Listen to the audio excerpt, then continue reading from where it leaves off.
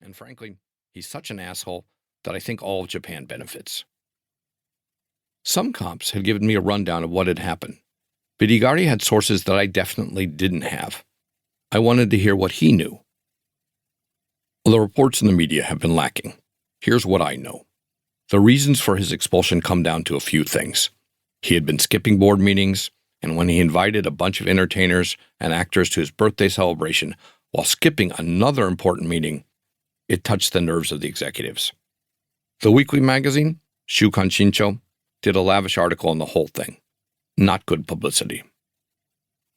I smiled. Yeah, I didn't think it would be good publicity. I was disappointed to see they didn't actually have the balls to write his name. Igari chortled. Ha! Well, they wrote down the names of the famous people there, so there was that. And then, of course, your article on his liver transplant and the book you contributed to. It stoked the fires of discontent. And so, he was kicked out. I nodded. And then Igari said, just as he had written me in an email, your tenacity and your dedication to bringing him down paid off. You wrote the article that caused him to fall from grace, and that's impressive. That's an accomplishment. You did something that the police could never do. I didn't know what to say to this.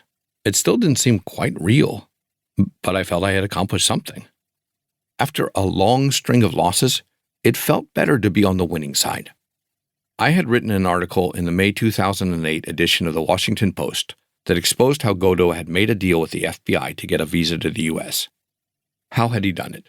He'd ratted out all his friends in the Yamaguchi-gumi and provided some valuable intelligence to the authorities.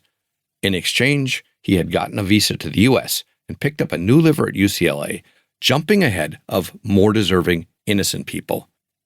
In fact, 3 of his yakuza cronies had done the same, all at UCLA, perhaps without betraying their gangster brothers. He had screwed over the FBI as well, only delivering a fifth of what he promised before vanishing from the hospital after his surgery. He'd gotten his liver and gotten away. He must have made a deal with the devil because no matter what he did, he almost always won. I thought a little bit about how much my victory had cost, and I ordered a hibiki on the rocks.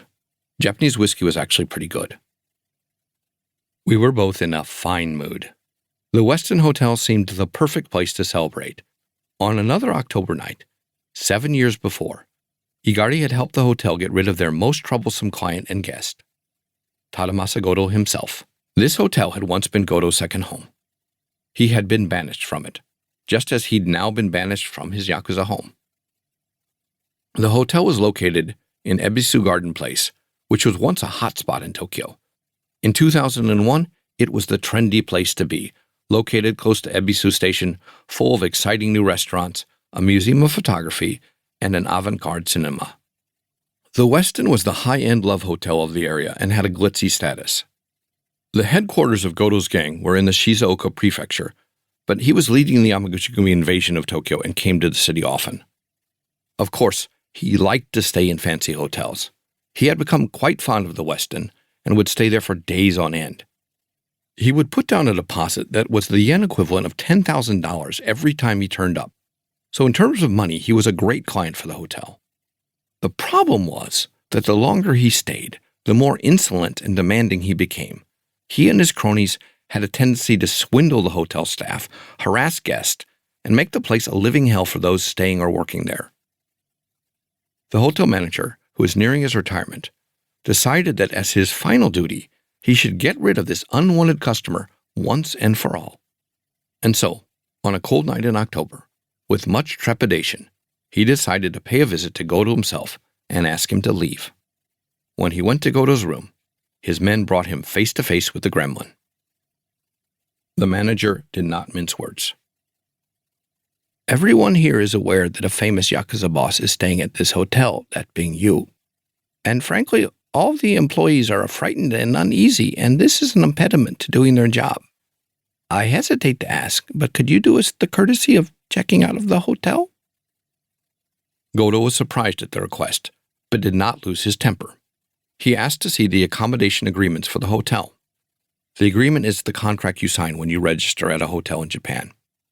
While sitting in his desk chair, flanked by 2 bodyguards, he ran his fingers over the document, line by line, and fired back.